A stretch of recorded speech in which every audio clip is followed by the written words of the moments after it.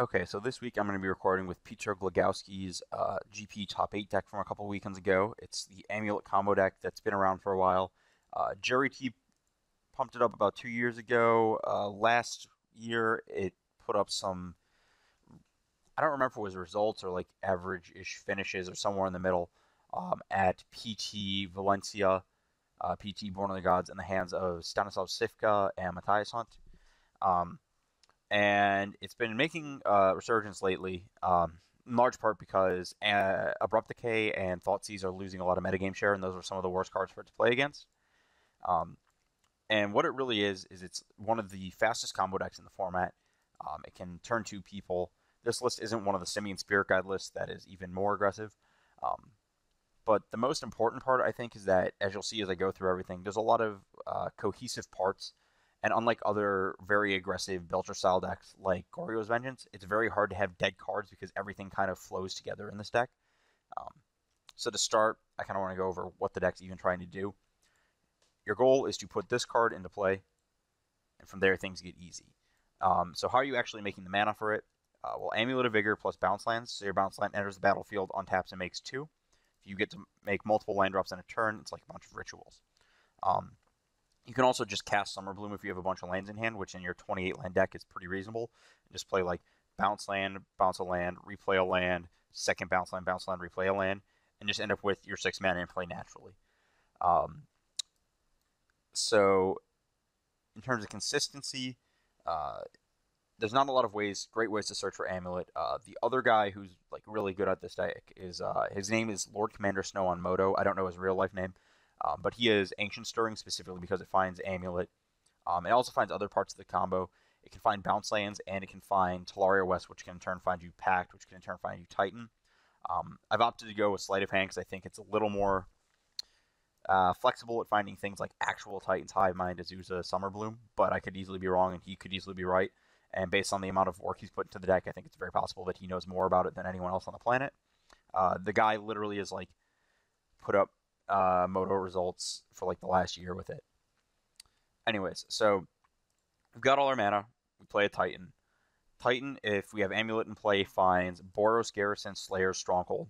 Garrison on taps activates the Stronghold, and you attack with this 8-power Titan. From there, you have options of getting different utility lands. We can get like a bounce land in Talaria West, return the Talaria West, and then like second main search for whatever we need, like a backup Titan through a Summoner's Pact. We can get like Ghost Quarter, Vesuva, Radiant Fountain, Colony Garden, or we can just get, if we have extra mana, like another bounce land and a Sun Home, and then double strike our Titan and attack for 16. If you have multiple amulets, multiple Summer Blooms, things like that, you can go really crazy and do things like get 2 Titans into play and then like double Slayer Stronghold stuff and all sorts of crazy shenanigans and actually just kill them with multiple attacking Titans in a single turn. But that's not the average case. You also have Hive Mind where, oh look, we have Summoner's Pact as our search spell that kills them with Hive Mind. Oh look, the interaction we want anyways is things that we can tutor for with Talaria West. Oh look, those are packs. We can kill them with Hive Mind because we have 7 packs. It is nice that you get to play, unlike some of the other Belcher style decks, a significant number of cantrips. You get to play Engineered Explosives as an alternate interactive spell, and it's a pretty sweet land toolbox. Moving to the sideboard, we have Combo Hate. Rurik Thar is a card you can pack for and just kind of lock combo out of the game.